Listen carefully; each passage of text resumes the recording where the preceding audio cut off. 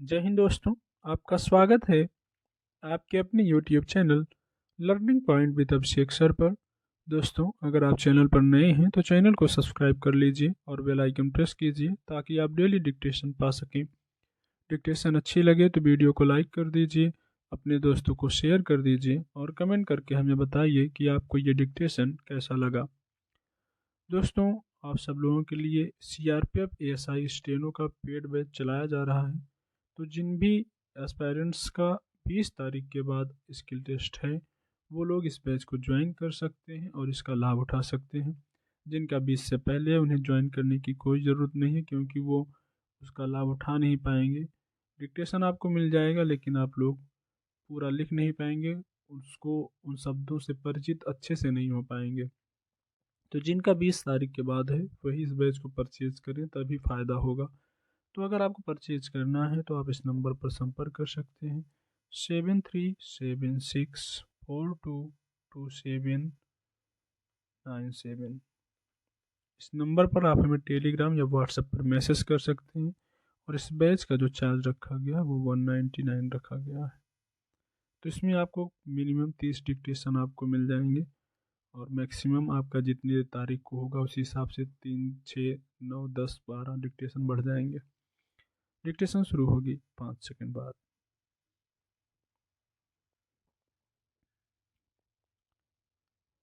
अदालतों से अपेक्षा की जाती है कि वे किसी मामले पर सुनवाई करते और फैसला सुनाते वक्त केवल उसके कानूनी पक्षों पर गौर करें, किसी प्रकार के भावनात्मक या राजनीतिक दबाव में न आएं और न अपनी बद्ध धारणाओं के आधार पर कोई नैतिक स्थापना करने का प्रयास करें। मगर कई बार अदालतें इस तकाजे को भूल जाती हैं। कलकत्ता उच्च न्यायालय के 2 न्यायाधीशों की पीठ से भी यही चूक हुई।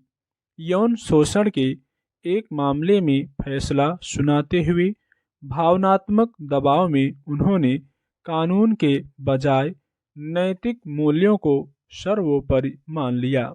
मामला एक लड़की के यौन उत्पीड़न का था। उसमें न्यायालय ने आपसी रजामंदी से संबंध बनाने का मामला माना और लड़के को पॉक्सो अधिनियम के तहत सजा से बरी कर दिया।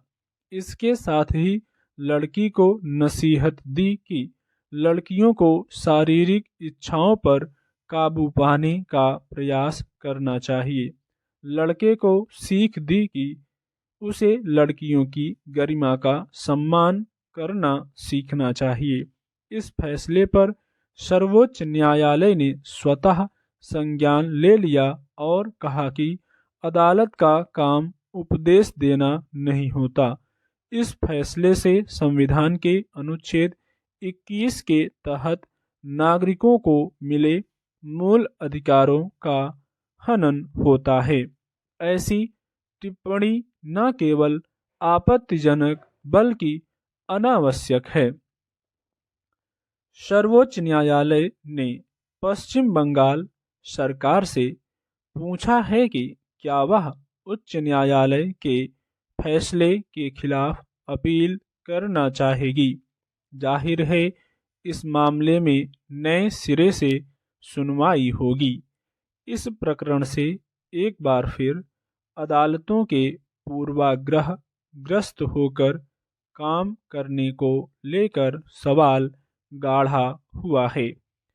इसके कुछ महीने पहले ही सर्वोच्च न्यायालय ने गुजरात उच्च न्यायालय की तरफ से आए कुछ फैसलों पर नाराजगी जाहिर करते हुए कहा था कि हैरानी है कि गुजरात की अदालतों से ऐसे फैसले क्यों आ रहे हैं।